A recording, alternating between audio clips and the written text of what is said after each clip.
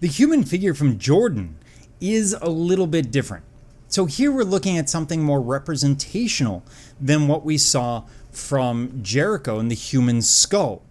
What we have is a sculpture that's about 3 feet tall. In the middle, we have twine and reeds to create sort of an armature or form, and then they've applied plaster over the surface, which has been painted or decorated as we see.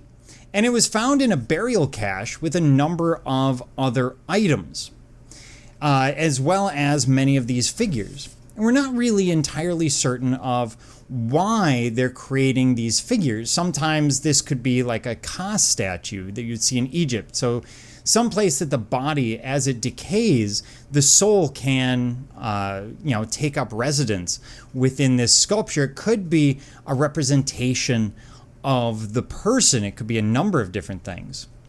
But we have plaster surrounding this very basic core. And these figures, interestingly, they do come in groups sometimes. They lack a lot of detail, but that may be because we've lost a lot of it. They often also lack gender. They seem to be mass-produced or relatively mass-produced in a very basic form, more than likely tied to someone's wealth. So the more detailed, the more important the person. They are detailed with eyes, so we do see a focus on the face and the eyes, not unlike that human skull that we looked at in Jericho. However, the bodies are very simple. The legs are cylinders, the body is a big rectangle, the arms are oftentimes not there, and it's possible that these were clothed.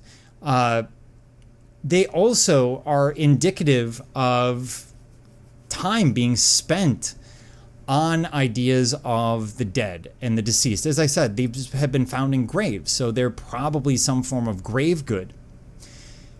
At the time, houses were also plastered and painted, so they have the technology to do it. Plaster is not a difficult thing for humans to develop.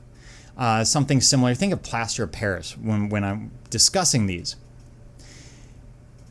And these may represent sort of that immortal soul.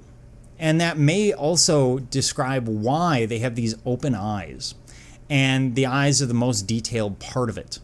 Because the open eyes give a sense of the spirit still being there, still being available. The eyes, of course, are our way of seeing out of this large bone prison that is our skull and perceiving much of the world.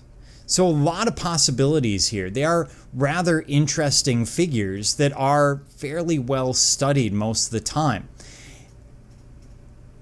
And they may have other reasons to exist. We just aren't familiar with them right now. By the way, the reason we believe they have clothes, sometimes we find them with cloth, but it would explain why the feet and the heads are so often detailed if the rest of it would be wrapped up in cloth.